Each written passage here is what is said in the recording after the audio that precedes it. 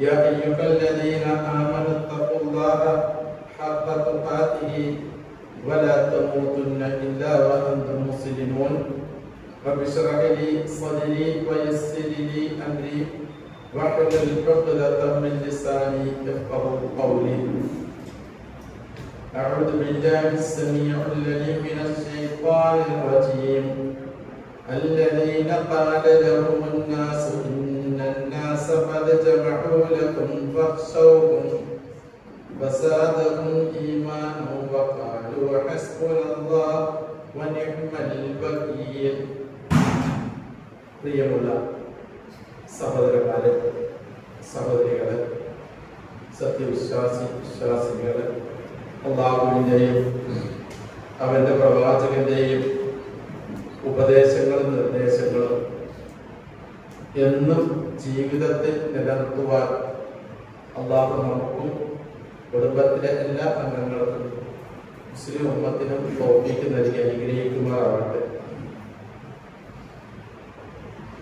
നബി സല്ലല്ലാഹു അലൈഹി വസല്ലമയുടെ ജീവിതത്തിലെ രണ്ടാമത്തെ ഒരു യുദ്ധമായിരുന്നു ഉഹുദ് യുദ്ധം. ആ ഉഹുദ് യുദ്ധത്തിന്റെ കാരണമായിരുന്ന ഒന്നാമത്തെ യുദ്ധം, അതിന് കാരണമായി തീർന്ന സംഭവം ബദറായിരുന്നു എന്നുള്ളതാണ്. ബദറില് ഖുറൈശികൾക്ക് വമ്പിച്ച പരാജയം ഏൽക്കേണ്ടി വന്നു. ഈ പരാജയം ഏൽക്കുന്ന സന്ദർഭത്തില് അബൂ സുഫിയാന് മുസ്ലിങ്ങളെ നോക്കിക്കൊണ്ട് ഇപ്രകാരം പറയുകയുണ്ടായി: അടുത്ത വർഷം നമുക്ക് ഉഹുദിൽ വെച്ച് കാണാം. പക്ഷെ പിറ്റത്തെ വർഷമായപ്പോഴേക്കും സാമ്പത്തികപരമായി കൊണ്ട് മക്ക മുശ്രിക്കുകൾക്ക്, ഖുറൈശികൾക്ക് ഒരുപാട് പ്രയാസങ്ങൾ സഹിക്കേണ്ടി വന്നു. പക്ഷെ അബൂ സുഫിയാൻ ചെയ്ത വാഗ്ദാനം പൂർത്തീകരിക്കാൻ കഴിയാത്ത ഒരു അവസ്ഥ വന്നപ്പോൾ അത് അവർക്ക് ഒരു അഭിമാന പ്രശ്നമായി മാറി. കാരണം പരാജയം സ്വയം അംഗീകരിക്കുന്ന ഒരു അവസ്ഥയിലേക്ക് ഖുറൈശികൾ എത്തിപ്പെടുമോ എന്ന് മനസ്സിലാക്കിയ അവർ നുഹൈബ് ഇബ്നു മസ്ഊദ് എന്നൊരു മനുഷ്യനോട് മദീനയിലേക്ക് പോകുവാനും മദീനയിൽ ചെന്ന് മുസ്ലിങ്ങൾക്കിടയിൽ ഖുറൈശികൾ അതാ വലിയൊരു സൈന്യവുമായി കൊണ്ട് പുറപ്പെടുന്നു എന്ന വാർത്ത അവർക്കിടയിൽ പ്രചരിപ്പിച്ചുകൊണ്ടേയിരിക്കണം. എങ്കിൽ അത് അവർക്കിടയിൽ ഒരു ഭയം ജനിപ്പിക്കും. അങ്ങനെ മുസ്ലിമീങ്ങൾ പ്രവാചകനെ വിട്ടുകൊണ്ട് പ്രവാചകനിൽ നിന്ന് 4 ഭാഗവും അവർ പോകുമ്പോൾ അടുത്തൊരു യുദ്ധത്തിന് അവർ തയ്യാറാകാതെ വരികയും അങ്ങനെ നമുക്ക് തന്ത്രപരമായി വിജയിക്കുകയും ചെയ്യാം എന്നതായിരുന്നു ഇതിലുള്ള അവരുടെ ഒരു സൂത്രം. പക്ഷെ ഈ വാർത്ത നുഹൈബ് ഇബ്നു മസ്ഊദ് എന്ന മനുഷ്യനിൽ നിന്ന് മുസ്ലിമീങ്ങൾ കേട്ടപ്പോൾ അവരിലുണ്ടായ ഒരു മാനസിക അവസ്ഥയാണ് ഞാൻ ഓതിക്കേൽപ്പിച്ച ആയത്തിലൂടെ അല്ലാഹു നമ്മളെ പരിചയപ്പെടുത്തുന്നത്. അല്ലദീന ഖാല ലഹുമുൻ നാസ്, ജനങ്ങൾ അവരോട് പറഞ്ഞു, ഇന്നന്നാസ ഖദ് ജമഉ ലക്കും, ജനങ്ങളൊക്കെ നിങ്ങൾക്കെതിരെ തിരിഞ്ഞിരിക്കുന്നു, നിങ്ങൾക്കെതിരെ സംഘടിച്ചിരിക്കുന്നു എന്ന് വന്ന് പറഞ്ഞാൽ ഫഖ്ശൗഹും, അതുകൊണ്ട് ജനങ്ങളെ നിങ്ങൾ ഭയപ്പെട്ടുകൊള്ളുക എന്നൊക്കെ പറയുമ്പോൾ ഫസാദഹും ഈമാന, അല്ലാഹു ആരാണ് എന്ന് മനസ്സിലാക്കിയ മുസ്ലിമീങ്ങളെ സംബന്ധിച്ചിടത്തോളം ഇത് കേട്ടപ്പോ ഭയമല്ല ഉണ്ടായത്, മറിച്ച് അവരുടെ ഈമാൻ വർദ്ധിക്കുകയാണ് ചെയ്തത്. ഇപ്പൊ നമ്മുടെ ഇവിടെ NRC ഒക്കെ വന്ന സന്ദർഭത്തിൽ ഉണ്ടായിരുന്ന അവസ്ഥ നമുക്ക് പരിശോധിച്ചാൽ മതി. ഇതാ നിങ്ങൾക്കെതിരെ എന്ന് പറഞ്ഞപ്പോഴേക്കും മുസ്ലിമീങ്ങൾ പലരും ആകെ തളർന്നു പോയ ഒരവസ്ഥ കാണാൻ കഴിഞ്ഞു. എന്തുകൊണ്ടെന്നറിയോ? അള്ളാഹു ആരാണ് എന്നറിയാത്തതിന്റെ ഒരു ഭവിഷ്യത്തായിരുന്നു അത്. അങ്ങനെ പല നിലയ്ക്കുള്ള പരീക്ഷണങ്ങൾ. എന്നാൽ യഥാർത്ഥത്തിൽ അള്ളാഹുവിനെ മനസ്സിലാക്കി കഴിഞ്ഞാൽ അവർക്ക് അത്തരം വാർത്തകൾ കേൾക്കുമ്പോൾ ഈമാൻ ഒന്ന് വർദ്ധിക്കുകയാണ് ചെയ്യുക. എന്നിട്ട് അവർ വഖാലു ഹസ്ബുനല്ലാഹ്, ഞങ്ങൾക്ക് അല്ലാഹ് മതി, വനിഅ്മൽ വകീൽ. കാര്യങ്ങളൊക്കെ ഏൽപ്പിച്ചു കൊടുക്കാൻ എത്ര ഉത്തമൻ എന്ന് അവർ പറയുകയും ചെയ്തു എന്നുള്ളതാണ്. ഇപ്പൊ നമ്മളൊക്കെ മുസ്ലിമീങ്ങളാണ്. അള്ളാഹുവിൽ എത്ര കണ്ട് വിശ്വാസമുണ്ട് നമുക്ക് എന്ന് അറിയണമെങ്കിൽ നമ്മുടെ ജീവിതത്തിൽ ചില പ്രശ്നങ്ങൾ നേരിടുന്ന രംഗങ്ങൾ വരണം. അപ്പൊ അറിയാം നമ്മുടെ ഈമാൻ എത്രത്തോളം സ്റ്റാറായിട്ടുണ്ട് എന്നുള്ളത് പരിശോധിക്കാൻ വേണ്ടിയിട്ടുള്ളതൊക്കെ. മാത്രമല്ല അവർ നിരാശപ്പെടാതെ മറിച്ച് റബ്ബിൽ സമർപ്പിച്ചതിന്റെ വിജയമായിരുന്നു മുസ്ലിമീങ്ങൾ അനുഭവിച്ച യുദ്ധങ്ങളൊക്കെയും എന്നുള്ളതാണ്.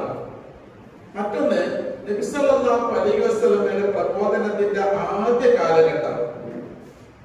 നബി സല്ലല്ലാഹു അലൈഹി വസല്ലമയെ സംബന്ധിച്ച് മക്കക്കാർക്ക് പരിചയപ്പെടുത്തേണ്ട ഒരു ആവശ്യമില്ല. കാരണം വാക്കിലും പ്രവൃത്തിയിലും വിശ്വസ്തനും സത്യസന്ധത പുലർത്തുന്ന ആളാണെന്നും മക്കക്കാർക്ക് മറ്റെല്ലാവരെക്കാളും നന്നായിട്ട് നബിയെ കുറിച്ച് അറിയാം. അതുകൊണ്ടാണ് മക്കക്കാർ പ്രവാചകൻ നൽകിയ പേര് അൽ അമീൻ എന്നാണ്.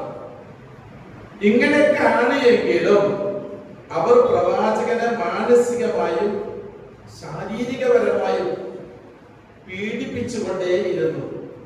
അദ്ദേഹം സമർപ്പിച്ച തൗഹീദ് അഥവാ അള്ളാഹുവിനെ കുറിച്ച് പരിചയപ്പെടുത്തിയ കാര്യത്തിൽ അവർ പ്രവാചകനെ കളവാക്കി അപമാനിച്ച് പരിഹസിച്ചു കൊണ്ടിരുന്നു.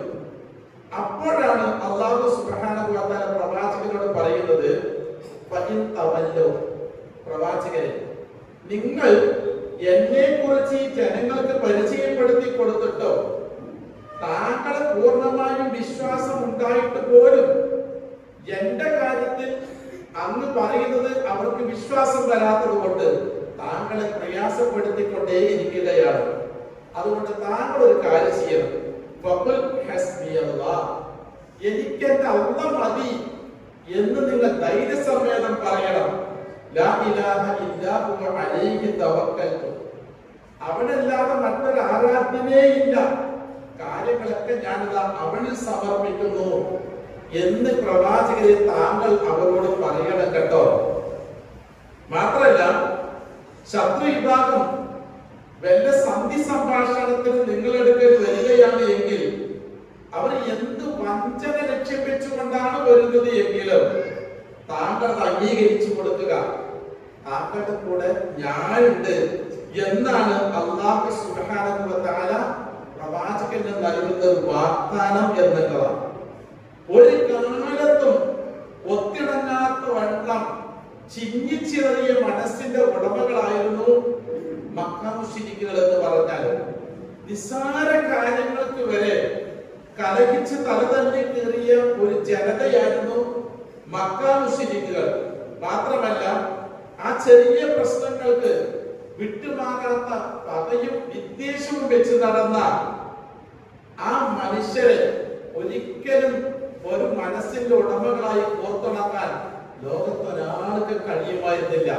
അല്ലാഹു സുബ്ഹാനഹു വ തആല നബി സല്ലല്ലാഹു അലൈഹി വസല്ലമയ്ക്ക് ചെയ്തു കൊടുത്ത അനുഗ്രഹങ്ങളിൽ ഒന്നാം സ്ഥാനത്ത് നിൽക്കുന്ന ഒരു കാര്യമാണ് മക്കക്കാരുടെ മനസ്സുകളെ മുഴുവനും നബി സല്ലല്ലാഹു അലൈഹി വസല്ലമയ്ക്ക് അനുകൂലമാക്കി കൊടുത്തത് നബിക്ക് അല്ലാഹുവിലുള്ള പ്രതീക്ഷകളായിരുന്നു എന്നുള്ളതാണ്. നിരാശയില്ലായിരുന്നു എന്നതിന് തെളിവാണ്. നബിയെ അവിടെ മനസ്സുകളെ മുഴുവനും ഞാൻ കോർത്തിണക്കി തന്നു. ലൗ അൻഫഖത മാ ഫിൽ അർളി ജമീഅ മാ അല്ലഫ ബൈന ഖുലൂബിഹിം, ഈ ഭൂമിയിലുള്ളത് മുഴുവൻ നിങ്ങൾ ചെലവഴിച്ചാലും ആ മനുഷ്യന്മാരുടെ മനസ്സുകളെ കൂട്ടിയിണക്കാൻ ഒരാളെ കൊണ്ട് കഴിയില്ല പ്രവാചകരെ. വലാകിന്നല്ലാഹ അല്ലഫ ബൈനഹും, അല്ലാഹുവാണ് അവരുടെ മനസ്സുകളെ നിങ്ങൾക്ക് അനുകൂലമാക്കി ഇണക്കി ചേർത്തത് എന്നുള്ളതാണ്. ഇത് വിശ്വാസികളെ സംബന്ധിച്ചിടത്തോളം വല്ലാത്തൊരു ആശ്വാസം പകർന്ന വചനമാണ് എന്നുള്ളതാണ് പണ്ഡിതന്മാരൊക്കെ നമുക്ക് പരിചയപ്പെടുത്തുന്നത്. ഈ വചനത്തിലൂടെ അഥവാ എനിക്ക് അല്ലാഹു ഉണ്ട്, ആ അല്ലാഹുവിന്റെ സഹായവും സംരക്ഷണവും എനിക്ക് ലഭിക്കുമെന്ന് സാധാരണക്കാർക്കൊന്നും പറയാനോ അംഗീകരിക്കാനോ കഴിയില്ല എന്നുള്ളതാണ്. ആരാധനയ്ക്ക് അർഹൻ അല്ലാഹു മാത്രമേ ഉള്ളൂ എന്ന് ഉൾക്കൊള്ളുവാനും അംഗീകരിക്കാനും പറയുന്നതോടൊപ്പം തന്നെ നിരാശയില്ലാതെ ഞങ്ങൾക്ക് അല്ലാഹു ഉണ്ട് എന്ന് പറയാൻ അവർക്ക് കഴിയുള്ളൂ എന്നുള്ളതാണ്. നിങ്ങൾ നോക്കുക, യൂസുഫ് നബി അലൈഹി സ്വലാത്തു വസ്സലാമിന്റെ ചരിത്രം നിങ്ങൾക്ക് എല്ലാവർക്കും അറിയാം. ഒരു പ്രവാചകന്റെ ചരിത്രം മാത്രമാണ് ഒരു അധ്യായത്തിൽ പൂർണ്ണമായി കൊണ്ട് പറയുന്നത്. സൂറത്ത് യൂസുഫ് നബിന്റെ ചരിത്രം മാത്രമേ ഉള്ളൂ. ഏകദേശം 5-6 വയസ്സ് പ്രായമുള്ള സമയം. ഈ സന്ദർഭത്തിലാണ് 30-35 വർഷം പഴക്കം ചെന്ന പ്രായമെത്തിയ ആ സഹോദരങ്ങൾ ആ കൊച്ചുകുട്ടിയെ കൊണ്ടുപോയി കിണറ്റിലെറിയുന്നത്. അത് ആലോചിച്ച് നോക്കുക. വാപ്പ ആ കുട്ടിയെ ഏറ്റവും കൂടുതൽ ഇഷ്ടപ്പെട്ടതിന്റെ പേരിലാണ് സ്വന്തം സഹോദരന്, അതിന്റെ തലമുറക്കാരാണ് ഇന്നും ഇസ്രായേലിലുള്ള ആ ജൂത വിഭാഗം എന്നുള്ളതാണ്. അവിടെ തുടക്കം മുതലേ അങ്ങനെയുള്ള ചിന്താഗതിക്കാരാണ്. ഈ സ്വന്തം സഹോദരനെ കിണറ്റിലെറിഞ്ഞ ആ വിഭാഗത്തിന് പിന്നെ മറ്റുള്ളവരോട് എന്ത് സഹതാപമാണ് ഉണ്ടാവുക? കൊണ്ടുപോയി എറിയുകയാണ് കുട്ടിയെ. പാപ്പാക്ക് മകൻ നഷ്ടപ്പെട്ടു പോയി. ആ മകൻ നഷ്ടപ്പെട്ടതിന്റെ പേരിൽ കരഞ്ഞ് കണ്ണുനീർ വാർത്തുകൊണ്ടിരിക്കുകയാണ്. ദീർഘമായ 35 വർഷം, ദീർഘമായ 35 വർഷവും യാക്കൂബ് നബി നിരാശയില്ലാതെ അദ്ദേഹം മകനെയും പ്രതീക്ഷിച്ചുകൊണ്ടേയിരിക്കുകയാണ്. എന്റെ റബ്ബ് എനിക്ക് എന്റെ മകനെ തിരിച്ചു തരുമെന്ന്. 35 വർഷങ്ങൾക്ക് ശേഷമാണ് മകനെ തിരിച്ചു കിട്ടുന്നത്. ആ തിരിച്ചു കിട്ടുമ്പോഴുള്ള സന്തോഷം എന്തേ പറഞ്ഞതെന്നറിയോ? നിരാശ. അതാണ് നമ്മുടെ വിഷയം. നിരാശ 2 കൂട്ടർക്ക് അവകാശപ്പെട്ടതാണ് എന്നുള്ളതാണ്. ഒന്ന് പിശാചിന്, 2 സത്യനിഷേധികൾക്ക്. ഒന്ന് പറഞ്ഞത് യാക്കൂബ് നബിയാണെങ്കിൽ മറ്റത് പറഞ്ഞത് ഇബ്രാഹിം നബിയാണ്. അപ്പൊ നിരാശയ്ക്ക് വിശ്വാസികൾക്ക് ഈ ലോകത്ത് അവകാശമേ ഇല്ല. അതിന് അവകാശികൾ ഒന്ന് പിശാചും ഒന്ന് സത്യനിഷേധികളുമാണ് എന്നുള്ളതാണ്. എന്നാൽ നമ്മൾ മുവഹിദുകളാണ്, യഥാർത്ഥ വിശ്വാസികളാണ്. അപ്പൊ അതുകൊണ്ട് നമുക്ക് നിരാശയ്ക്ക് ഒരിക്കലും തന്നെ അവകാശമില്ല എന്നുള്ളതാണ്. നിങ്ങൾ നോക്കുക, 16 വയസ്സ് പ്രായത്തിൽ പ്രവാചകനായ ആളുകളുടെ കൂട്ടത്തിൽ ഒരാളാണ് ഇബ്രാഹിം നബി അലൈഹി സ്വലാത്തു വസ്സലാം. നമ്മുടെ കൂട്ടത്തിൽ ആൺകുട്ടികളാണെങ്കിലും പെൺകുട്ടികളൊക്കെ 16 വയസ്സുണ്ട്. പക്ഷെ ആ ഇബ്രാഹിം നബിയിൽ നിന്നും എത്രയോ 100% വ്യത്യസ്തരാണ് ഇന്നത്തെ 16-കാരികളും 16-കാരന്മാരും. ആ 16-കാരനായ ഇബ്രാഹിം നബി അലൈഹി സ്വലാത്തു വസ്സലാം ഒറ്റയ്ക്കാണ് ബാബിലോണിയയിൽ, ഇറാഖിലെ ബാബിലോണിയയിൽ അള്ളാഹനെ പരിചയപ്പെടുത്തുന്ന ആൾ.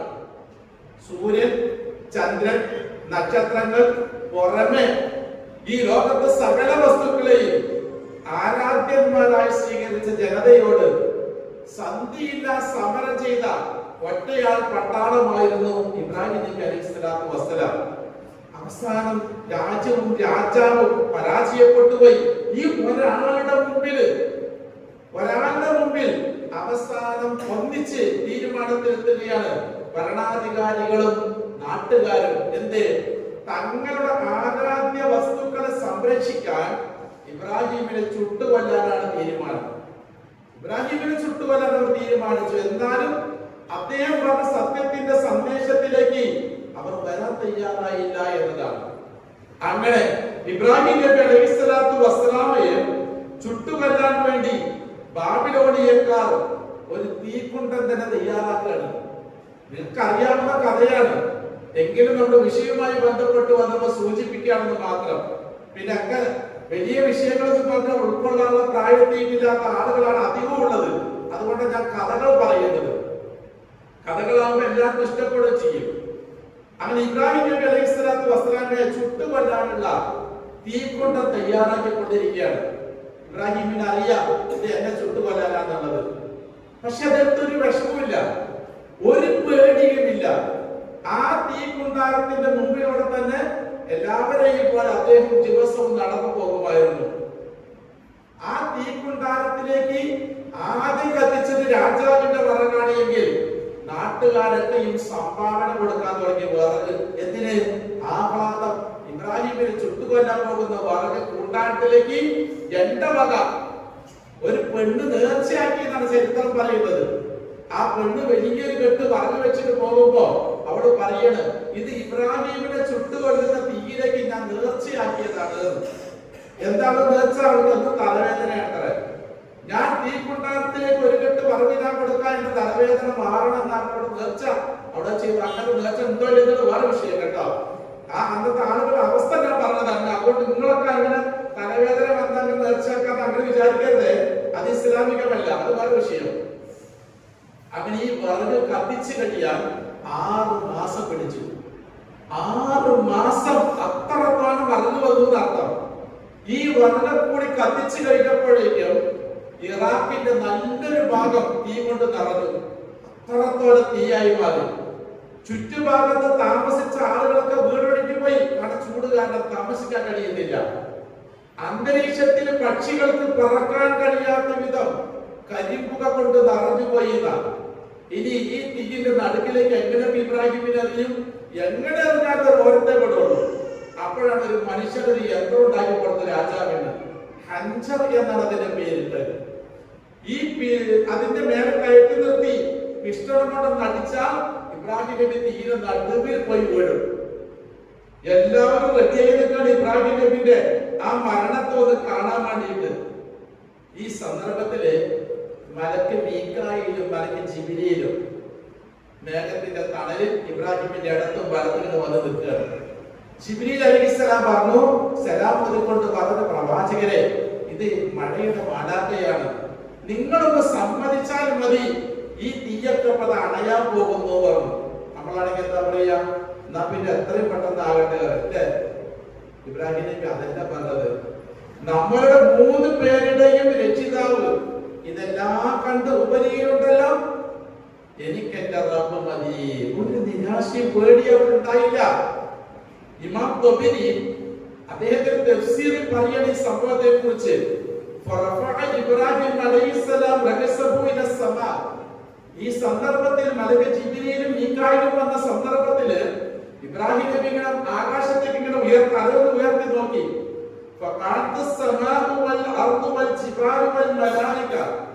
ആകാശങ്ങളും ഭൂമിയും മലക്കുകളൊക്കെയും അള്ളാഹുവോട് പറയണം. ഇബ്രാഹിം നബി കേൾക്കണതൊക്കെ, റബ്ബന ഇബ്രാഹിം യുഹരിബു ഫീക, നിനക്ക് വേണ്ടിയിട്ടാണല്ലോ ഇബ്രാഹിം ഈ ജനങ്ങൾ ചുട്ടുകരിക്കാൻ പോകുന്നത് റബ്ബേ. ഫഖാൽ, അപ്പോൾ അല്ലാഹു പറയാണ്, അന അഅലമു ബിഹി, അതെനിക്കൊക്കെ അറിയാം. നിങ്ങൾ അതുകൊണ്ട് എന്ത് വേണം? വഇൻ ദഅഅകും ഫഅഈസുഹു, നിങ്ങളൊക്കെ ഇബ്രാഹിമിനോട് പ്രാർത്ഥിക്കും, ഞാൻ സ്വീകരിക്കാമെന്ന്. മലക്കുകളോട്, ബാണങ്ങളോട്, ഭൂമിയോടൊക്കെ പറയണം. വഖാല ഇബ്രാഹിം അലൈഹിസ്സലാം, ഇത് കേട്ട ഇബ്രാഹിം നബി അല്ലാഹുവോട് പറയണം, ഹീന റഫഅ റഅസഹു ഇല സമാ, ഒന്നുകൂടി ആകാശത്തിലേക്ക് തന്റെ തല ഉയർത്തിക്കൊണ്ട് റബ്ബിനോട് പറഞ്ഞു, അല്ലാഹുമ്മ അന്തൽ വാഹിദു ഫിസ് സമാ വഅനൽ വാഹിദു ഫിൽ അർദ്, ആകാശത്തിൽ ഉപരിയിൽ നീ ഏകനാണ് എങ്കിൽ ഭൂമിയിൽ ഞാനും നിനക്ക് വേണ്ടി ഏകനാണല്ലോ റബ്ബേ. ലൈസ ഫിൽ അർദി അഹദുൻ യഅബുദുക ഗൈരി, ഞാനല്ലാത്ത മറ്റൊരാളും ഈ ഭൂമിയിൽ നിന്നെ ആരാധിക്കാനില്ല കേട്ടോ. ഇതാണ് പറഞ്ഞത്. എനിക്ക് ഹസ്ബി അല്ലാഹ് വ നിഅമൽ വകീൽ, എനിക്കൊക്കെ അല്ലാഹ് മതി, കാര്യങ്ങളൊക്കെ ഏൽപ്പിച്ചു കൊടുക്കാൻ എത്ര ഉത്തമൻ എന്നാണ് ഇബ്രാഹിം നബി പറഞ്ഞത്. ഈ പ്രാർത്ഥന അല്ലാഹുവിന്റെ അർശിൽ ചെന്ന് അലയ്ക്കുകയും ഉടനെ അല്ലാഹുവിന്റെ കൽപ്പന ഭൂമിയിലേക്ക് ഇറങ്ങുകയും ചെയ്തു. നിങ്ങൾക്ക് എല്ലാവർക്കും അറിയാം,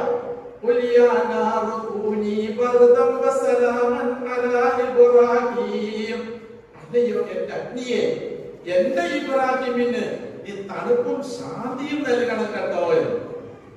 ചരിത്രം നമുക്കറിയാലോ, സംഭവങ്ങളൊക്കെ. ഇബ്രാഹിം നബി തീയിലേക്ക് വീണു, ഒരു രോഗത്തിന് പോലും പോറലേൽക്കാതെ രക്ഷപ്പെട്ട സംഭവം. ഒരു നിരാശയില്ല, ഒരു ഭയപ്പാടുമില്ല. അല്ലാഹ് ആരാണെന്ന് അറിഞ്ഞു കഴിഞ്ഞാൽ നമുക്ക് ലഭിക്കുന്ന ഒരു ആത്മധൈര്യമാണത്. നമുക്കിന്ന് ഭയപ്പാടുണ്ടോ എങ്കിൽ അല്ലാഹ് ആരാണ് എന്ന് നമുക്ക് അറിയാതെ പോയി എന്നതാണ്. നമ്മുടെ അടുത്ത് അനുസരണക്കേടുകളുണ്ടോ, അല്ലാഹ് ആരാണെന്ന് അറിയാതെ പോയി നമ്മളൊക്കെയും. നമ്മുടെ അടുത്ത് പോരായ്മകൾ കൊണ്ട് നിറയുന്നുവോ, അല്ലാഹ് ആരാണെന്ന് അറിയാത്തതിന്റെ ഭവിഷ്യത്താണ് എന്നുള്ളതാണ്. ഈ ഒരു സമൂഹം എല്ലാവരും കൂടി ചേർന്നത് ഒരു മനുഷ്യനെതിരെയാണ്. എല്ലാവരും കൊടുത്ത ആ ശിക്ഷ സ്വയം ഏറ്റെടുത്ത പ്രവാചകന് അള്ളാഹു ഒരു പേര് വെച്ചു. എന്താണെന്നറിയോ? ഇന്ന ഇബ്രാഹിം കാന ഉമ്മ. ഇബ്രാഹിം എന്ന് പറഞ്ഞാൽ ഒരു ഉമ്മത്താണ് കേട്ടോ, ഒരു സമൂഹമാണ്. അദ്ദേഹം ഒറ്റയ്ക്കല്ല. അപ്പൊ അള്ളാഹുവിന് വേണ്ടി ആ ശിക്ഷ മുഴുവനും ഏറ്റെടുത്ത പ്രവാചകനാണ് എന്നുള്ളതാണ്. ഇനി മറ്റൊരു പ്രവാചകന്റെ ചരിത്രം നോക്കുക. ഉലുൽ അസ്മിൽപ്പെട്ട പ്രവാചകനാണ്. ആ പ്രവാചകൻ മൂസാ നബി അലൈഹിസ്സലാത്തു വസ്സലാം. അദ്ദേഹത്തിന്റെ ചരിത്രം അറിയാത്തവർ നമ്മുടെ കൂട്ടത്തിൽ ആരുമില്ല, നമുക്ക് എല്ലാവർക്കും അറിയാം.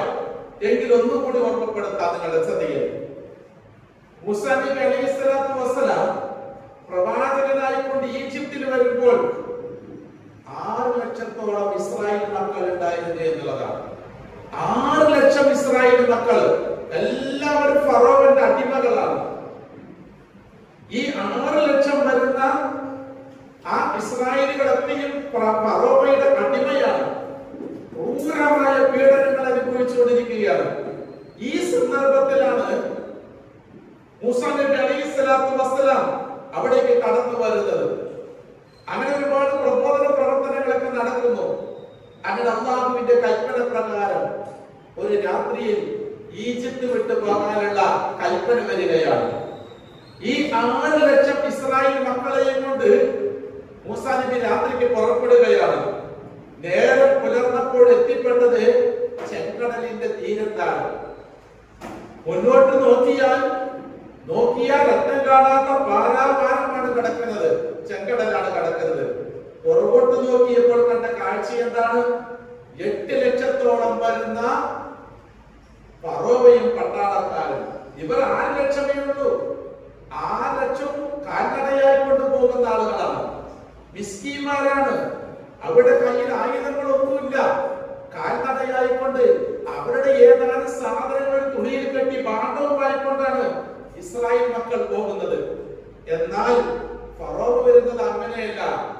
8 ലക്ഷം ആളുകൾക്ക് 8 ലക്ഷം വാഹനങ്ങളുണ്ട്. അപ്പൊ 8 8 16 ജീവൻ നടത്താം.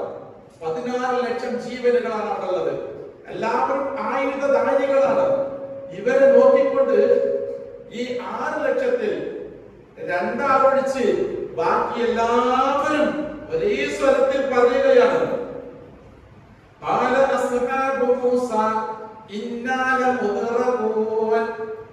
മൂസാ നബിയുടെ അനുയായികളൊക്കെ പറയുകയാണ്, മൂസേ നമ്മൾ പിടിക്കപ്പെട്ടവർ തന്നെയാണ് കേട്ടോ.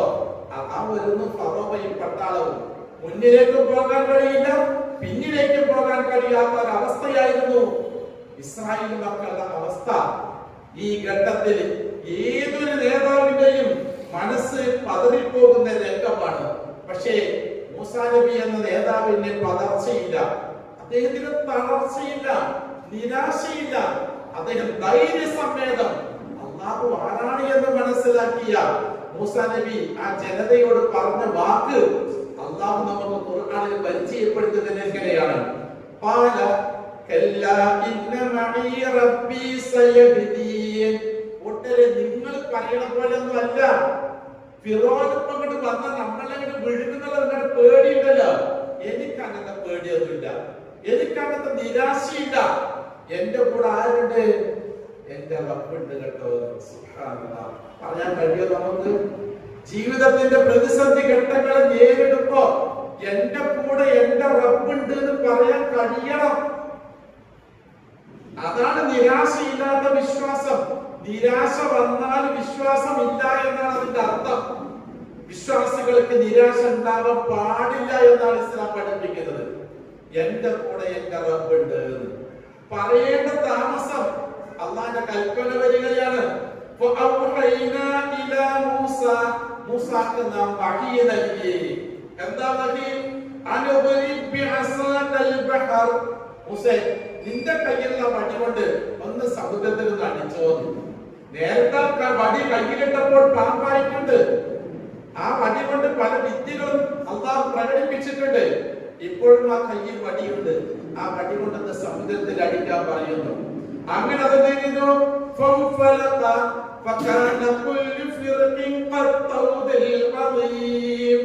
സമുദ്രം 2 പിളർന്ന് 2 ഭാഗത്തേക്ക് പർവ്വത കണക്ക് വെള്ളം ചിറകെട്ടി നിൽക്കാൻ തുടങ്ങി. നല്ലൊരു വഴി സമുദ്രത്തെ തയ്യാറാക്കി കൊടുത്തു. അതിലൂടെ അവർ കടന്നുപോയി എന്നുള്ളതാണ്. അതിലൂടെ അവർ കടന്നുപോയി. ഫറോവ നഗ്നമായി ദൃഷ്ടി കൊണ്ട് കാണുകയാണ്. ഫറോവയുടെ നാടാണ്. ഫറോവ പറഞ്ഞിട്ടുണ്ട്, ഈ കടലും കരയും കായലൊക്കെ ഒഴുകുന്നത് എന്റെ കാൽക്കീഴിലൂടെയാണ് എന്ന് ഫറോവ ജനങ്ങളെ പറഞ്ഞു പഠിപ്പിച്ചിട്ടുണ്ട്. ഫറോവ ആ കടലിൽ ഒരു വഴി ഉണ്ടാക്കിയിട്ടില്ല എന്ന് ഫറോവയ്ക്ക് അറിയാം. എന്നിട്ടും ഫറോവ അതിലേക്ക് ഇറങ്ങിച്ചെന്നുവെങ്കിൽ നമ്മുടെ മനസ്സിനെ നിയന്ത്രിക്കുന്നത് നമ്മളാരുമല്ല, ലോകത്തുള്ള സകല മനുഷ്യരുടെയും ഹൃദയങ്ങളെ നിയന്ത്രിക്കുന്നത് റബ്ബ് ഒരുവൻ ആണ് എന്നതാണ്. അതുകൊണ്ട് നമ്മളൊന്നും ഭയപ്പെടേണ്ടതില്ല. അത്രയും കരുത്തനായ ഒരു റബ്ബിൽ വിശ്വസിക്കുന്നവരാണ് നമ്മൾ. ഒന്ന് ആലോചിച്ച് നോക്കുക, എത്ര കാലമാണ് ഈ ബനീ ഇസ്രായേലുകൾ മൂസാ നബിയുടെ കൂടെ ഉണ്ടായിരുന്നത്? അത്രയും കാലം ഈ ബനീ ഇസ്രായേലുകൾക്ക് പരിചയപ്പെടുത്തിയത് അല്ലാഹനെ അല്ലാതെ പിന്നെ ആരെയാണ് പരിചയപ്പെടുത്തിയത്? എന്നിട്ടും കടൽ തീരത്തെത്തിയപ്പോൾ അവർക്ക് അല്ലാഹനെ മറന്നു. നിരാശരായി അവർ ഈ കടൽ കടന്ന് അക്കരെ പോയി. തീക്ക് മരുഭൂമിയിൽ എത്തിപ്പെട്ടു.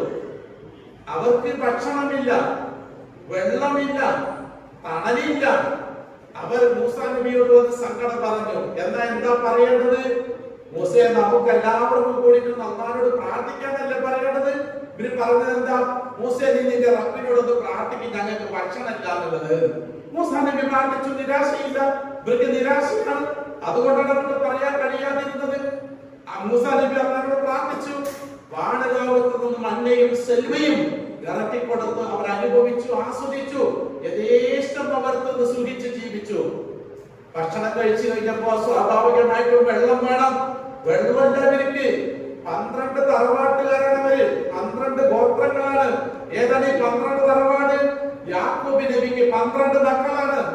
ആ 12 മക്കളുടെ ഗോത്രങ്ങളാണ് ഈ 6 ലക്ഷത്തോളം വരുന്ന ആളുകൾ. അവർക്കിടയിൽ പ്രശ്നങ്ങൾ ഉണ്ടാവരുത്. അല്ലാഹ് അവർക്ക് 12 അരുവികൾ മരുഭൂമിയിൽ ഒഴുക്കി കൊടുത്തു. ഒരു വലിയ പാറ. അല്ലാഹ് പറഞ്ഞു മൂസാ നബിയോട്, മൂസേ, നിന്റെ കയ്യിലുള്ള വടി കൊണ്ട് ആ പാറയിൽ ഒന്ന് അടിക്കുക. വടി കൊണ്ട് പാറയിലടിച്ച വടിയാണ് പൊട്ടേണ്ടത്. പക്ഷെ ആ പാറയാണ് പൊട്ടിയത്. ചില്ലറ പൊട്ടല്ല, 12 പൊട്ടുകൾ. ഈ 12 അരുവികൾ മരുഭൂമിയിൽ ഇന്നും ചരിത്രത്തിൽ ഇസ്രായേലിൽ പോയാൽ കാണാൻ കഴിയുന്ന പറയുന്നത്. ഫലസ്തീനിൽ ആ പാറ ഇപ്പോഴും അതിന്റെ അടയാളമായിക്കൊണ്ട് അവശേഷിക്കുന്നു എന്ന് ചരിത്രം നമ്മളെ പഠിപ്പിക്കുകയാണ്. 12 അരുവികൾ ഒഴുക്കി കൊടുത്തു. സുബ്ഹാനല്ലാഹ്. അവർ യഥേഷ്ടം കഴിച്ചു, സുഖിച്ചു. ചൂട് താങ്ങാൻ വയ്യ. അവർക്ക് മേഘത്തിന്റെ തണലിട്ട് കൊടുത്തു അല്ലാഹു. AC പോലാക്കി കൊടുത്തു മരുഭൂമി. എന്നിട്ടെല്ലാം സുഖമായതിനു ശേഷം അല്ലാഹു അവരോട് ഒരു കാര്യം പറഞ്ഞു.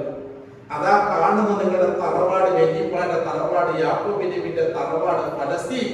ഇനി നിങ്ങൾ അവിടെ പോയിട്ട് അത് പിടിച്ചെടുത്തോളി. അവിടെ പോക്കിരികളുണ്ട്. ആരാ പോക്കിരി? ജാലൂത്തി എന്ന പട്ടാളക്കാരനുണ്ട്. അവിടെ പോയിട്ട് അവരോട് കണ്ടടിക്കണം. ആരാ പറഞ്ഞത്? അല്ലാഹ്. ആരോടെ പറഞ്ഞത്? മൂസാ നബിയിലൂടെ. പക്ഷെ അവർ അംഗീകരിക്കാൻ തയ്യാറായില്ല. ഒരൊറ്റ അനുസരണക്കാരന് കാണിച്ചോളൂ. 40 വർഷം മരുഭൂമിയിൽ കടുത്ത പീഡനങ്ങൾ അവർ അനുഭവിക്കേണ്ടി വന്നു. ആര്?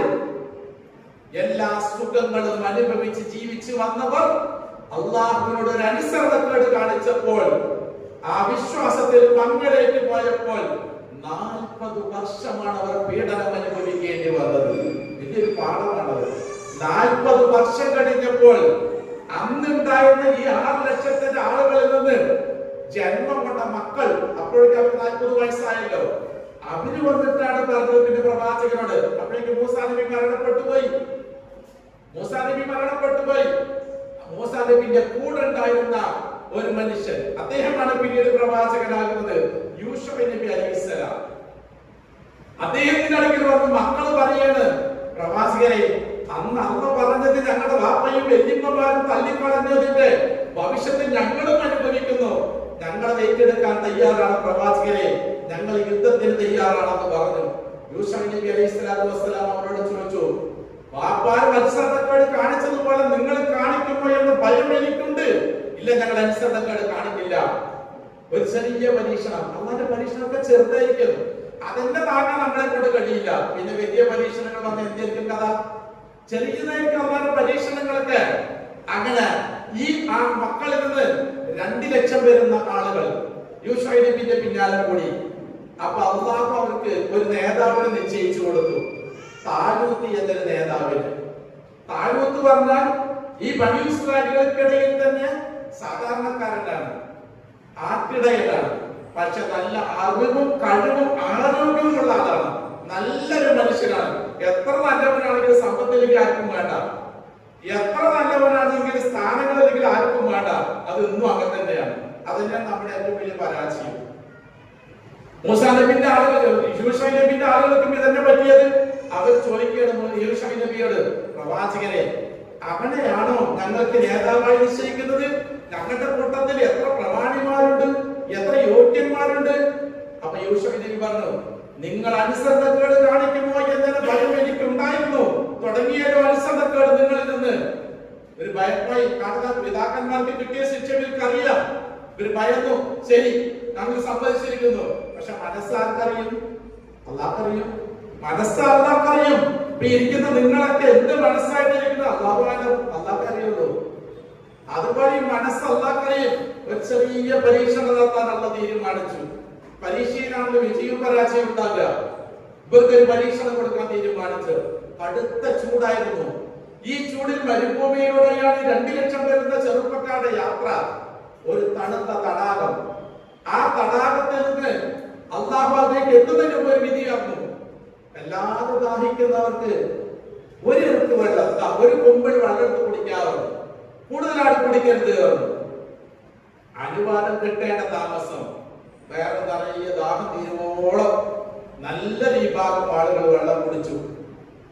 അക്കരയെത്തി. അള്ളാഹു അവരോട് അടക്കം നിൽക്കാൻ വേണ്ടി പറഞ്ഞു. ദാഹം തീരുവോളം വയർ നിറയുവോളം വെള്ളം കുടിച്ച ഒരു മാർഗം താൻ പറഞ്ഞു. 1.5 ലക്ഷം ആളുകൾ ഉണ്ടായിരുന്നു. അവരോട് തിരിച്ചു പോകാൻ പറഞ്ഞു. പരീക്ഷണത്തിൽ പരാജയപ്പെട്ടു. ചെറിയ പരീക്ഷണം, പരാജയപ്പെട്ടു. ആര് മാറ്റി നിർത്തി. ബാക്കി വരുന്നത് 50,000-ഓളം വരുന്ന ആളുകൾ. ഈ 50,000-നെയും കൊണ്ട് യൂശുവ നബി അലൈഹിസ്സലാത്തു വസ്സലാം ഫലസ്തീനിലേക്ക് പോവുകയാണ്. ഫലസ്തീനിൽ എല്ലാവിധ ആയുധധാരികളായ പട്ടാളക്കാരാണുള്ളത്. അവിടുത്തെ രാജാവ് ജാലൂത്താണ്. ആ ജാലൂത്തിനോട് വേണം മല്ലടിക്കാൻ. ഇവർ ആയുധങ്ങളില്ലാത്ത ആളുകളാണ്. ഇവരുടെ അടുക്കലുള്ള ആയുധം കവണയും കല്ലുമാണ്. ഇന്ന് ഫലസ്തീനിലെ യുദ്ധം അതാണല്ലോ, കവണയും കല്ലും. ഈ കവണയും കല്ലുമായി കൊണ്ടാണ് പോകുന്നത്. ഫലസ്തീനിന്റെ ബോർഡിലെത്തിയപ്പോഴേക്കും പട്ടാളക്കാർ അവിടെ സജീവമാണ്. ജാലൂത്തിന്റെ പട്ടാളക്കാര് എല്ലാവിധ ആയുധധാരികളിലും വളരെയധികം ഭീമാകാരന്മാരായ മനുഷ്യന്മാരായിരുന്നു അവർ.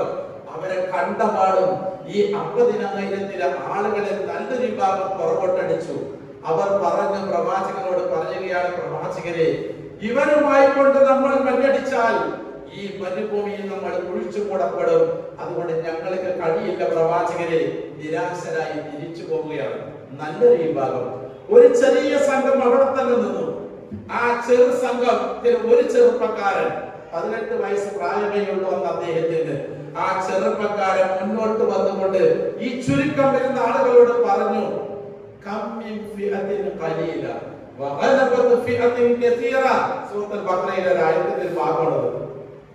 എത്ര ചെറിയ ചെറിയ സംഘങ്ങളാണ് വലിയ വലിയ സംഘങ്ങളെ ചരിത്രത്തിൽ അതിജയിച്ചിട്ടുള്ളത്. അതുകൊണ്ട് ഇങ്ങോട്ട് ഇറങ്ങി നിങ്ങൾ. എന്നിട്ട് അദ്ദേഹം ഒരു പ്രാർത്ഥന നടത്തി. റബ്ബനാ അഫ്രിഖ് അലൈനാ സബ്റ വസബ്ബിത് അഖ്ദാമനാ വൻസുർനാ അലൽ ഖൗമിൽ കാഫിരീൻ. റബ്ബേ, നിന്റെ ഭാഗത്ത് ഞങ്ങൾക്ക് ഇപ്പോൾ വേണ്ട സഹായം ക്ഷമയാണ്. ക്ഷമ നീ ഞങ്ങൾക്ക് ഒഴുക്കിക്കൊണ്ട റബ്ബേ, ഞങ്ങളുടെ ശരീരത്തിലൂടെ ഞങ്ങളിവിടെ ഒന്നിച്ചൊഴുക്കിക്കൊണ്ട ഈ രംഗത്ത് ഉറച്ചു നിൽക്കാൻ നീ ഞങ്ങൾക്ക് തൗഫീഖ് കൊണ്ട റബ്ബേ പ്രാർത്ഥിച്ചു. ആദ്യത്തെ 18 വയസ്സുകാരൻ യുദ്ധഭൂമിയിലേക്ക് ഇറങ്ങി ജാലൂത്ത് എന്ന രാജാവിനെ വെല്ലുവിളിച്ചു. രാജാവ് പരിഹാസ സ്വരത്തിൽ ആവനാഴിയിൽ നിന്ന് അമ്പെടുത്ത് ചെയ്യാൻ പോകുമ്പോഴേക്കും കവണ കൊണ്ടൊരൊറ്റ അടി ആ രാജാവ് ആ നിമിഷമോടെ മരിച്ചു വീഴുകയുണ്ടായി. ഫലസ്തീൻ അവർ വിജയിച്ച് കീഴടക്കി. ആ തുച്ഛം വരുന്ന ആളുകൾക്ക് അന്ന് നേതൃത്വം കൊടുത്ത ചെറുപ്പക്കാരനാണ് പിന്നീട് ചരിത്രത്തിൽ സ്ഥാനം പിടിച്ച ദാവൂദ് നബി അലൈഹിസ്സലാത്തു വസ്സലാം. നിരാശ ഉണ്ടായിരുന്നില്ല, വിജയിച്ചു അവര്, വിജയം കൈവരിച്ചു അവർ. അപ്പൊ നിരാശ നമ്മുടെ നാശത്തിലേക്കും പരാജയത്തിലേക്ക് കൊണ്ടുപോവുകയുള്ളൂ എന്നുള്ളതാണ്. അപ്പോ ഈ വിജയങ്ങളൊക്കെ നമുക്ക് നൽകുന്ന സന്തോഷ വാർത്ത, നിരാശയില്ലാതെ കാര്യങ്ങൾ മുന്നോട്ട് കൊണ്ടുപോകാൻ നമുക്ക് കഴിയുന്നത്, നമ്മൾ സഹായിക്കുന്നത് അല്ലാഹുവിലുള്ള അലംഘനീയമായ വിശ്വാസം അതൊന്നു മാത്രമാണ് എന്നല്ല. കൂട്ടത്തിൽ ഒന്നുകൂടി പറയട്ടെ, നിങ്ങളിൽ ബഹുഭൂരിഭാഗം വരുന്ന കുട്ടികളും 10ാം ക്ലാസ് കഴിഞ്ഞ് പ്ലസ് 2 കഴിഞ്ഞ് നല്ല പഠന മേഖലയിൽ നിൽക്കുന്ന കുട്ടികളാണ്. നിങ്ങൾ നിരാശയാക്കുന്ന രംഗങ്ങളാണ് സമയങ്ങളൊക്കെയും. ഞാൻ എന്ത് ചെയ്യും, പരീക്ഷയെ എങ്ങനെ നേരിടും? നീ ഒന്നും ചെയ്യണ്ട, നിന്നെ കൊണ്ട് കഴിയുന്ന ചെറിയൊരു കാര്യം, നിന്നെ കൊണ്ട് പഠിക്കാൻ കഴിയുന്നത്ര നീ പഠിക്കുക, അതിൽ ആത്മാർത്ഥത കൈവരിക്കുക. തവക്കൽ അല്ലാഹ്, അല്ലാഹുവിൽ തവക്കുലാക്കുക. വിജയം ഉറപ്പാണ്, വിജയം ഉറപ്പാണ്. പരാജയം മുസ്ലിമിന് ഇല്ലല്ലോ, പിന്നെ എന്തിനാ നിരാശപ്പെടുന്നു? അപ്പൊ അല്ലാഹു ഉയർത്തുക തന്നെ ചെയ്യും, പ്രത്യേകിച്ച് വിശ്വാസികൾ. ഇനി നോക്കുക, അന്ത്യപ്രവാചകൻ മുഹമ്മദ് മുസ്തഫ സല്ലല്ലാഹു അലൈഹി വസല്ലമയുടെ ജീവിതത്തിൽ മക്കയിൽ നിന്ന് മദീനയിലേക്കുള്ള ഹിജ്റയാണ്. മക്കയിൽ നിന്ന് ഏകദേശം നടക്കാൻ കഴിയുന്ന ആളുകളൊക്കെ മദീനയിൽ എത്തിപ്പെട്ട് കഴിഞ്ഞു. ഈ പക്കത്ത് കുറച്ച് ആളുകളേ ഉള്ളൂ. അതൊന്നും യാത്ര ചെയ്യാൻ കഴിയാത്ത പരുവത്തിലുള്ള ആളുകളാണ്, വളരെ ചെറിയ കുട്ടികളുമാണ്. പിന്നെ നബി സല്ലല്ലാഹു അലൈഹി വസല്ലമയും അലി ബിൻ അബീ ത്വാലിബും അബൂബക്കർ സിദ്ദീഖും കുടുംബവുമാണ് മക്കത്തുള്ളത്. അവർക്കറിയാം മുഹമ്മദ് കടന്നു പോവുകയാണ് എങ്കിൽ മദീനത്തേക്ക് പോകും, അത് വൈകാതെ ഉണ്ടാകും. അതുകൊണ്ട് എത്രയും പെട്ടെന്ന് മുഹമ്മദിന്റെ കാര്യത്തിൽ ഒരു തീരുമാനം എടുക്കണം. മക്കക്കാർ തീരുമാനിച്ചു. പക്ഷേ ആർക്കും ഒന്നും ചെയ്യാൻ ധൈര്യമില്ല. കാരണം ഖുറൈശി ഗോത്രം എന്ന് പറഞ്ഞാൽ മക്കയിൽ വിറപ്പിക്കാൻ കരുതുന്ന ഒരു ഗോത്രമാണ്. മുഹമ്മദ് ഖുറൈശി ഗോത്രത്തിൽപ്പെട്ട ആളാണ്. എന്ത് ചെയ്യും? ആർക്കും ധൈര്യമില്ല. അപ്പൊ ഒറ്റക്കെട്ടായി അവര്, മക്ക മുശ്രിക്കുകൾ ഒന്നിച്ചൊരു കെട്ടായി നിന്ന് ആയുധമേന്താൻ കഴിവുള്ള ഓരോ ചെറുപ്പക്കാരനും എല്ലാ കുടുംബത്തിലും അതിന് നഗ്നമായി പ്രവാചകന്റെ വീടിന്റെ ചുറ്റും ഒരു രാത്രിയിൽ ആയുധധാരികളായി ആയുധവുമേന്തി നിൽക്കുകയാണ്. നബി സല്ലല്ലാഹു അലൈഹി വസല്ലമയും 16-17 വയസ്സ് പ്രായമുള്ള അലി ബിൻ അബീ ത്വാലിബുമാണ് കൂടെ ഉള്ളത്. ഇവര് അവിടെ നിൽക്കുന്ന കാര്യം ഇവർക്ക് രണ്ടുപേർക്കും അറിയാം. അവർ വീട്ടിൽ നിന്ന് വെളിയിൽ ഇറങ്ങിയാൽ തലയെടുക്കാൻ വേണ്ടി കാത്തിരിക്കുകയാണ്. കൂട്ടത്തിൽ ഒന്നുകൂടി പറഞ്ഞു തരികയാണ്, ഒന്ന് ആലോചിച്ച് നോക്കില്ല. ജാഹിലിയ അറബികൾക്ക് ഉണ്ടായിരുന്ന നീതിബോധം പോലും ആധുനിക വിദ്യാസമ്പന്നനായ ആളുകൾക്ക് ഇല്ലാതെ പോയി വീട് കയറി ആക്രമിക്കുകയാണ്. അവർ വീട് കയറി ആക്രമിക്കില്ല. ജാഹിലിയത്തിൽ അറബികൾ പോലും, കാട്ടറബികൾ പോലും ചെയ്യാത്ത സംസ്കാര ശൂന്യതയാണ് ആധുനിക മനുഷ്യന്മാർ ചെയ്തുകൊണ്ടിരിക്കുന്നത് എന്നുള്ളതാണ്. അങ്ങനെ ഒരുപാട് കാര്യങ്ങളുണ്ട്. യുദ്ധത്തിന്റെ നീതിബോധം പഠിപ്പിച്ചത് പ്രവാചകനാണ്. യുദ്ധത്തിന്റെ നീതിബോധം പഠിപ്പിച്ചത്. കുട്ടികളെ കൊന്നുപോകരുത്, വൃദ്ധന്മാരെ കൊന്നുപോകരുത്, രോഗികളെ കൊന്നുപോകരുത്, സ്ത്രീകളെ കൊന്നുപോകരുത്, ഫലം കായ്ക്കുന്ന വൃക്ഷം നശിപ്പിച്ച് കളയരുത്, വീടുകൾ തകർക്കരുത്. യുദ്ധ നിയമമാണ് ഇത്. 1984 UN അംഗീകരിച്ചിട്ടുള്ളത് ഈ നിയമം. എന്നിട്ടോ അപ്പോൾ നടക്കുന്നത് എന്താ? അപ്പോ എന്തായാലും നല്ലതൊക്കെ പഠിപ്പിച്ചുള്ള ഇസ്ലാം തന്നെയാണ് അർത്ഥം. അപ്പൊ അതായത് അവിടെ ഞാൻ നിർത്തിയ വിഷയം. അങ്ങനെ നബി സല്ലല്ലാഹു അലൈഹി വസല്ലമയും അലി ബിൻ അബീ ത്വാലിബും റൂമിന്റെ ഉള്ളിൽ ചർച്ചയിലാണ്. എന്താ ചർച്ച? നമ്മൾ എങ്ങനെ രക്ഷപ്പെടുന്നതാണ് ചർച്ച. മറിച്ച് നബിന്റെ കയ്യിൽ കുറച്ച് സ്വത്തുണ്ട്. ആരുടേതാണ്? ഈ തല വെട്ടാൻ വേണ്ടി കാത്തിരിക്കുന്ന അവരുടെ പിതാക്കന്മാരുടെ സ്വത്ത് നബിന്റെ കയ്യിലാണ് ഏൽപ്പിച്ചു കൊടുത്തിരിക്കുന്നത്, അമാനത്തായിക്കൊണ്ട്. അവർ യാത്ര പോകുകയാണ് എങ്കിൽ അവിടെ സമ്പത്ത് മുഴുവൻ നബിന്റെ അടുക്കൽ ഏൽപ്പിച്ചു കൊടുത്താൽ മക്ക വിട്ടുപോകുക. പ്രവാചകൻ തൗഹീദ് പറയാൻ തുടങ്ങിയപ്പോൾ അബൂജഹൽ അമ്മാവനാണ്. അബൂജഹലിന്റെ അടുക്കൽ ചെന്നുകൊണ്ട് ഖുറൈശികൾ ചോദിച്ചു, അല്ല അബ്ദുൽ ഉസ്സ, നമ്മൾ ഇത്രയും കാലം നമ്മുടെ സമ്പത്ത് വിശ്വസിച്ച് ഏൽപ്പിച്ചത് അല്ലമീന്റെ കയ്യിലാണ്. അല്ലമീൻ എന്തായിരിക്കുന്നു? മുസ്ലിമായിരിക്കുന്നു. നമ്മുടെ വിശ്വാസത്തെ എതിർക്കുന്ന ഒരാളായി മാറിയിരിക്കുന്നു. ഇനി നമ്മൾ ആരുടെ അടുക്കലാണ് ഏൽപ്പിച്ചു കൊടുക്കുക നമ്മുടെ സമ്പത്ത്? അപ്പോഴും അബൂജഹൽ കൊടുത്ത മറുപടി എന്താണെന്നറിയാം? അല്ലമീന്റെ കയ്യിൽ തന്നെ. അല്ലാതെ ആ കയ്യില കൊടുക്കുക? അല്ലമീന്റെ കയ്യിൽ തന്നെയാണ് കൊടുക്കേണ്ടത്. കൊടുത്തിട്ടുണ്ട് അങ്ങനെ കുറെ സമ്പത്ത്. നബി സല്ലല്ലാഹു അലൈഹി വസല്ലം അലി ബിൻ അബീ ത്വാലിബിനെ പഠിപ്പിക്കുകയായിരുന്നു. അലി, ഈ സമ്പത്ത് ഇന്നയാളുടെ, ഈ സമ്പത്ത് ഇന്നയാളുടെ, ഈ സമ്പത്ത് ഇന്നയാളുടെ, ഇതൊക്കെ കൊടുത്തതിന് ശേഷമേ നീ മദീനയിലേക്ക് വരാവൂ, ഞാൻ ഈ രാത്രിയിൽ ഇറങ്ങുകയാണ്. സുബ്ഹാനല്ലാഹ്. വീടിന്റെ ചുറ്റുഭാഗവും ശത്രുക്കൾ ആയുധമായിക്കൊണ്ട് നിൽക്കുമ്പോഴും ഞാൻ ഇറങ്ങാൻ പോകുന്നു എന്ന് പറയാൻ മാത്രം അല്ലാഹുവിലുള്ള വിശ്വാസം എന്ന് ആലോചിച്ച് നോക്കുക. ആ അല്ലാഹുവിലുള്ള വിശ്വാസം എന്ന് ആലോചിച്ച് നോക്കുക. ഇതാണ് നിരാശയില്ലാത്ത വിശ്വാസം.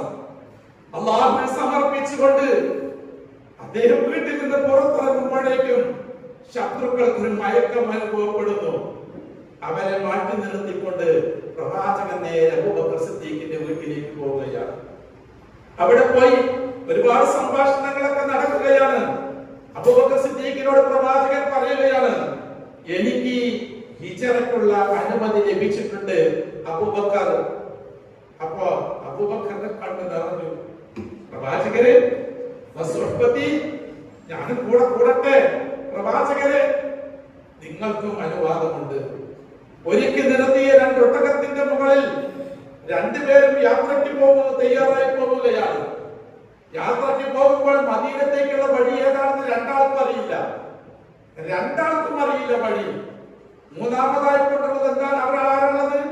അബൂബക്കർ സിദ്ദീഖിന്റെ ആട്ടിടയനായ ഒരാട്ടിടയിൽ മാത്രമാണ് അവിടെ ഉള്ളത്. അവനിക്കും വഴി അറിയില്ല. നബി സല്ലല്ലാഹു അലൈഹി വസല്ലം അവിടെ ഒരു പ്ലാൻ തയ്യാറാക്കി. ഞങ്ങൾ രണ്ടുപേരും പോകുമ്പോൾ ഞങ്ങൾക്കൊരു വഴി കാട്ടി വരണം. 2 കണ്ണുമില്ലാത്ത അബ്ദുല്ലാഹ് ഉറൈഖായ ഒരു മുശ്രിക്കായ മനുഷ്യൻ, നല്ല മനുഷ്യനാണ്. ആ മനുഷ്യനോട് പ്രവാചകന്റെ സഹായം തേടി. ഞങ്ങൾക്ക് വഴിയറിയില്ല, ഒന്ന് വഴി കാണിച്ചു തരാമോ? തീർച്ചയായും അങ്ങേക്ക് ഞാൻ വഴി കാണിച്ചു തരാം. കണ്ണില്ലാത്തവന്റെ കണ്ണ് കാണിച്ചു കൊടുക്കുന്ന റബ്ബ്, വഴി കാണിച്ചു കൊടുക്കുന്ന റബ്ബ്. ആ 2 കണ്ണുമില്ലാത്ത മനുഷ്യൻ മുമ്പിൽ നടക്കുന്നു. അബൂബക്കർ സിദ്ദീഖും പ്രവാചകനും പുറകിൽ പോകുന്നു ഒട്ടകത്തിന്റെ പുറത്ത്. ഇവർ ഒട്ടകത്തിന്റെ കാലടികൾ തിരിച്ചറിയാതിരിക്കാൻ അബൂബക്കർ സിദ്ദീഖിന്റെ ആട്ടിടയനോട് പുറകിൽ ആടുകളെയും കൊണ്ടുവരാൻ പറയുന്നു, ഒട്ടകത്തിന്റെ കാലടി കാണാതിരിക്കാൻ വേണ്ടി. ഇവർ നേരെ ചെന്നത് മക്കയിൽ നിന്ന് നേരെ പോകേണ്ടത് വടക്ക് ഭാഗത്തേക്കാണ്. അത് തെക്ക് ഭാഗത്തേക്ക്, തെക്ക് ഭാഗത്താണ് മദീന കിടക്കുന്നത്. ഇവർ രണ്ടുപേരും പോകുന്നത് ആദ്യം അബ്ദുല്ലാഹിബ്നു ഉറൈഖിനെ കിട്ടുന്നതിന് മുമ്പ് നേരെ പോകുന്നത് വടക്ക് ഭാഗത്തേക്കാണ്. വടക്ക് ഭാഗത്ത് യമനാണ്, തെക്ക് ഭാഗത്താണ് മദീന കിടക്കുന്നത്. മക്കയിൽ നിന്ന് 4 കിലോമീറ്റർ അകലെ കിടക്കുന്ന ജബൽ ഹാർസൗറിലേക്കാണ് അവർ എത്തിപ്പെടുന്നത്. ജബൽ ഹാർസൗറിലേക്ക് എത്തിപ്പെട്ടപ്പോൾ ആ ഗുഹയ്ക്കുള്ളിൽ അവർ കയറി പറ്റുകയാണ്. കാരണം അവർ എത്തിപ്പെട്ടത് അതിന്റെ മുകളിലാണ്. ഗുഹ എന്ന് പറയുമ്പോൾ വലിയൊരു പാറൊന്നുമല്ല, 2 പാറ, അതിന് മീതെ മൂന്നാമത്തെ ഒരു പാറ. ആ പാറയുടെ ഉള്ളിലേക്ക് അവർ കയറിയിരുന്നു. 2 പേരും കയറിയിരുന്നുകൊണ്ട് അവർ നേരം പുലർന്നു. നേരം പുലർന്നപ്പോഴേക്കും ഖുറൈശികൾ അവിടെയും എത്തി. ഈ പാറയുടെ മുകളിൽ ഖുറൈശികൾ നിൽക്കുകയാണ്. അബൂബക്കർ സിദ്ദീഖ് ഇങ്ങനെ നോക്കിയപ്പോൾ അവിടെ കാലിന്റെ വിരലുകൾ ഗുഹയ്ക്കകത്തിരിക്കുന്ന അബൂബക്കർ സിദ്ദീഖ് കാണുകയാണ്. അദ്ദേഹം പ്രവാചകനോട് പറയുകയാണ്, പ്രവാചകരെ, ആ ശത്രുക്കൾ അവരുടെ കാലിലേക്ക് നോക്കിയാൽ നമ്മളെ കാണുമല്ലോ. പ്രവാചകൻ കൊടുത്ത മറുപടി എന്താണ്? ലാ തഹ്സൻ ഇന്നല്ലാഹ മഅനാ. ദുഃഖിക്കരുത് അബൂബക്കർ, നമ്മുടെ കൂടെ നമ്മുടെ റബ്ബുണ്ട് കേട്ടോ. സുബ്ഹാനല്ലാഹ്, പറയാൻ കഴിയണം നമുക്ക്. നമ്മുടെ പ്രതിസന്ധിയിൽ അകപ്പെട്ട് കിടക്കുകയാണ്. ഇതെന്തോ ചെറിയ പരീക്ഷണമാണ്. എന്റെ റബ്ബിന്റെ കൂടെ ഉണ്ട് പറയാൻ കഴിയണം. നിരാശയില്ലാതെ പറയാൻ നമുക്ക് കഴിയണം. അതുകൊണ്ടാണ് പ്രവാചകൻ പറഞ്ഞത്, പരിശുദ്ധ ഖുർആനിലൂടെ നമുക്ക് ഉണർത്തുകയാണ്, ആരാണോ റബ്ബിൽ തവക്കുൽ ചെയ്യുന്നത് അവന് അല്ലാഹ് തന്നെ മതി എന്നാ പറയുന്നത്. അപ്പോ ഒരു സംഭവം കൂടി പറഞ്ഞാൽ നിർത്താം. നമ്മുടെ അടുത്ത ഉസ്താദ് വന്നിരിക്കേണ്ടത്. അപ്പൊ ഞാൻ തന്നെ വേണ്ട സമയം കളയണ്ടല്ലോ. ഒരു ദുർബലയായ ഒരു പെണ്ണ്, അവനാണല്ലോ മറിയം ബീവി. 16-ാമത്തെ വയസ്സിൽ മസ്ജിദുൽ അഖ്സയിൽ വെച്ചുകൊണ്ട് ബൈത്തുൽ മഖ്ദസിൽ വെച്ചുകൊണ്ട് ജിബ്രീൽ അവരുടെ അടുക്കൽ വന്നുകൊണ്ട് നീ ഗർഭിണിയാവാൻ പോകുന്നു എന്ന വാർത്ത അറിയിക്കുന്നു. മറിയം ബീവി മാനസികപരമായും ശാരീരികമായും തകർന്നുപോയി. എന്താ ഞാൻ ഈ കേൾക്കുന്നത്? എന്റെ വിവാഹം കഴിഞ്ഞിട്ടില്ല, എന്റെ ഒരുത്തനും തൊട്ടുപോയിട്ടില്ല. അതെ, നീ ഗർഭിണിയാകണമെന്നതാണ് അള്ളാന്റെ കൽപ്പന. അള്ളാഹുവിന് വേണ്ടി ഏറ്റെടുക്കാൻ തയ്യാറായി. ദിവസങ്ങൾ കഴിഞ്ഞു, ആഴ്ചകൾ കഴിഞ്ഞു, മാസങ്ങൾ കഴിഞ്ഞു. വയറ് വലുതായി തുടങ്ങിയപ്പോൾ ജനങ്ങളെയും അവരെ മോശമായ വാക്കുകൾ കൊണ്ട് അഭിസംബോധന ചെയ്തു തുടങ്ങി. സ്വാഭാവികമാണ്. പള്ളിയിൽ താമസിക്കുന്ന ഒരു പെണ്ണ്, ഉമ്മയും പാപ്പയും മരണപ്പെട്ടു പോയ പെണ്ണ്, സക്കരിയ നബിയുടെ സംരക്ഷണം അദ്ദേഹം മരണപ്പെട്ടു പോയി. ജനങ്ങൾ അവരെ ഇനി എന്തെല്ലാം ആക്ഷേപങ്ങൾ പറയാൻ പറ്റുമോ അതൊക്കെയും ഒരു ഗർഭിണിയായ ഒരു പെണ്ണിനെ സംബന്ധിച്ചിടത്തോളം സ്വാഭാവികമായും അവൾ ദുർബലയായിരിക്കും. ഈ സന്ദർഭത്തിൽ എല്ലാവരുടെ സഹായവും സംരക്ഷണം കിട്ടേണ്ട മറിയം ബീവിക്ക് ആക്ഷേപങ്ങൾ മാത്രമേ ഉള്ളൂ. താങ്ങാൻ കഴിയുന്നതിന് അപ്പുറമായി അങ്ങനെ പൂർണ്ണ ഗർഭിണിയായി മാറി. പ്രസവത്തിന്റെ വേദന അടുത്തു. പ്രസവത്തിന്റെ വേദന എടുത്തപ്പോൾ മറിയം ബീവി മാനസികപരമായി തകർന്നു പോവുകയാണ്. അങ്ങനെ ഒരു രാവിൽ മറിയം ബീവി ബൈത്തുൽ മഖ്ദസ് വിട്ട് ഇറങ്ങുകയാണ്. രാത്രിയിൽ ആരും കാണാതെ മരുഭൂമിയിലേക്ക് നടന്നു നീങ്ങി. നേരെ പുലർന്നപ്പോൾ സൂര്യൻ ഉദിച്ചുയർന്നു. മരുഭൂമിക്ക് ചൂട് കൂടി വന്നു. കയ്യിൽ ഒരു തുള്ളി വെള്ളവും ഇല്ല. ഗർഭിണിയായി അവർ, പ്രസവവേദന അടുത്ത അവർ മാനസികമായി ശാരീരികമായി തളർന്നു പോവുകയാണ്. അപ്പോഴാണ് അവിടെ ഒരു ഉണങ്ങി നിൽക്കുന്ന ഒരു ഈന്തപ്പനയുടെ മരം നിൽക്കുകയാണ്. അതിന്റെ ഇലയൊന്നുമില്ല, കരിഞ്ഞു പോയിട്ടുണ്ട്. നശിച്ചു പോയ ഒരു വൃക്ഷമാണ്. അതിലേക്ക് ഇങ്ങനെ ചാരിയിരിക്കുകയാണ്, തളർന്ന് ചാരിയിരിക്കുകയാണ്. ഖുർആൻ പറയുകയാണ്,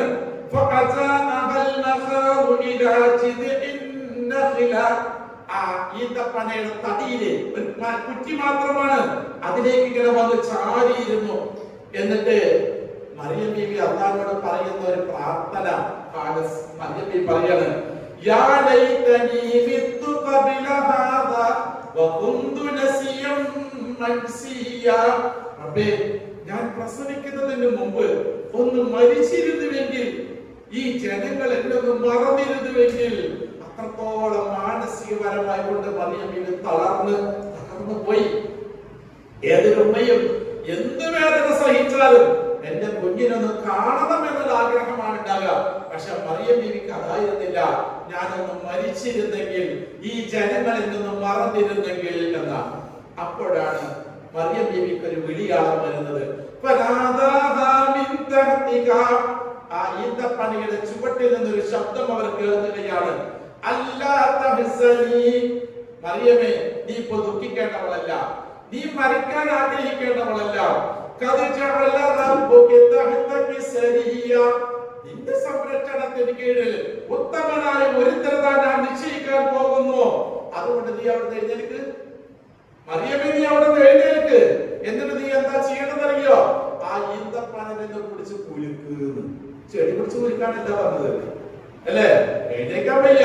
നമ്മൾ പറയാറില്ലേ, അല്ലെങ്കിലോ ദുർബല, അതിലൂടെ ഗർഭിണിയിൽ വന്ന പോലെ നീ എല്ലാം കൊണ്ടും ദുർബല. പ്രസവവേദന അടുത്തിരിക്കുക. അപ്പോൾ റബ്ബ് പറഞ്ഞ എന്താ? ഈന്തപ്പനെ പിടിച്ച് കുലുക്കുന്നത്. നമ്മളോട് പറഞ്ഞെങ്കിലോ ഇനി വരാത്ത പിരാതൊക്കെയും വരും, അല്ലേ? എന്നാ മറിയം ബീവി എന്താ? ആരാ പറയുന്നത്? ബോധം മറിയം ബീവിക്കുണ്ട്. അവിടെയാണ് പറയുന്നത്. വെറുതെ പറയൂല. എനിക്ക് ഈന്തപ്പനെ പിടിച്ച് കുലുക്കാൻ കഴിയൂല എന്ന് മറിയം ബീവിക്ക് അറിയാം, അള്ളാഹ്ക്കും അറിയാം. അനുസരണം നമ്മുടെ വിജയമാണ്. അനുസരണക്കേടാണ് ജീവിതത്തിലെ സകല പരാജയം. നമുക്ക് അങ്ങനെയാണ്. നമ്മള് ഇപ്പൊ പരീക്ഷ എഴുതി ജയിച്ച കുട്ടികളുണ്ടാവും. എന്റെ അധ്യാപകൻ പറഞ്ഞതനുസരിച്ചു, മാതാപിതാക്കൾ പറഞ്ഞതനുസരിച്ചു, അത് വിജയത്തിലേക്ക് ഇങ്ങനെ ഉയർന്നു പോയി. ഉമ്മ പറഞ്ഞനുസരിക്കില്ല, വാപ്പ പറഞ്ഞനുസരിക്കില്ല, ഗുരുനാഥൻ പറഞ്ഞനുസരിക്കില്ല. ആകെ അനുസരിക്കേണ്ടത് ദുനിയാവിൽ 3 കൂട്ടരേ ഉള്ളൂ. ഈ 3 കൂട്ടരെ അനുസരിച്ചിരിക്കുന്ന പരാജയം ഉറപ്പല്ല, ആരും സംശയമില്ല. പലരും അനുഭവിച്ചിരിക്കുന്ന ആളുകളായിരിക്കും ഇപ്പോ. അപ്പൊ അതുകൊണ്ട് ഞാൻ അത് അതിലേക്ക് കടക്കില്ല. ഈന്തപ്പനയെ പിടിച്ചവൾ വിളിക്കാൻ തുടങ്ങി.